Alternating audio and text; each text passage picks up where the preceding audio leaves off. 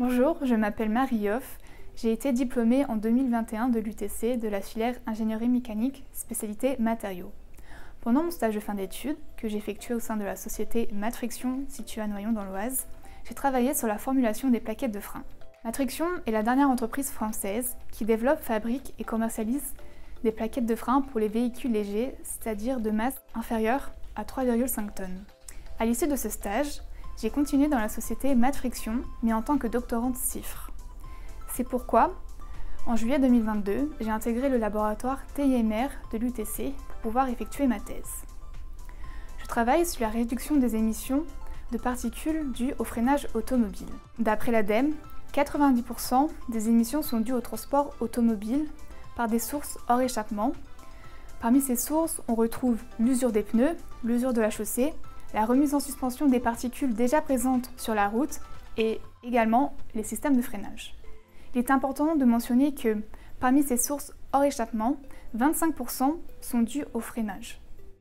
L'Europe s'intéresse aux émissions de particules de taille inférieure à 10 micromètres, qu'on appelle PM10, car celles-ci sont mauvaises pour l'environnement. Elles polluent l'air, les eaux, le sol, mais elles sont également nocives pour l'homme, car parmi ces particules, certaines sont de taille nanométrique et donc capables de pénétrer les alvéoles pulmonaires. C'est pourquoi la Commission européenne a décidé de créer la future norme automobile Euro 7, applicable dès l'horizon 2025 pour tous les véhicules neufs.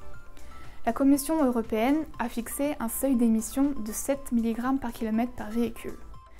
Depuis 2018, l'UTC, le CETIM et l'INERIS travaillent ensemble sur les émissions de freinage. Ces trois partenaires ont décidé de créer un nouveau projet appelé D-Break et d'y intégrer deux nouvelles entreprises. La première, c'est Manumel Filtration France. Cette entreprise est spécialisée dans la filtration de particules.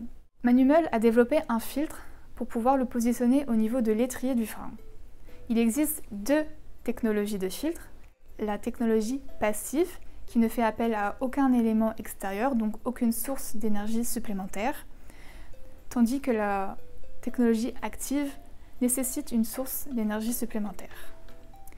L'intérêt d'intégrer Manumel à ce consortium est de pouvoir développer le système traditionnel composé des plaquettes de frein et du disque de frein à un système plus complexe avec l'ajout de cet élément de filtration.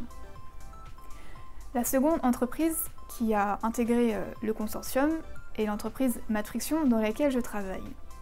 L'intérêt d'avoir intégré Matrixion est que le projet D-Break peut maintenant placer la formulation vraiment au cœur de ses recherches. Le projet D-Break est financé par l'ADEME via le programme Acacia 2020. Lors du projet D-Break, plusieurs boucles de caractérisation seront effectuées par la modification d'un ou plusieurs éléments du système qui est, pour rappel, composé soit des plaquettes de frein, soit du disque de frein ou du filtre de captation de particules.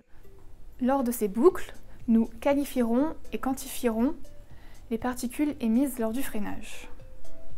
Grâce au traitement post-essai, nous effectuerons des modifications sur l'un des éléments du système pour pouvoir ensuite les améliorer, donc soit en modifiant la composition des plaquettes de frein, soit en modifiant la nature chimique du disque, en donnant des conseils aux fabricants de disques, ou alors en adaptant la géométrie du filtre.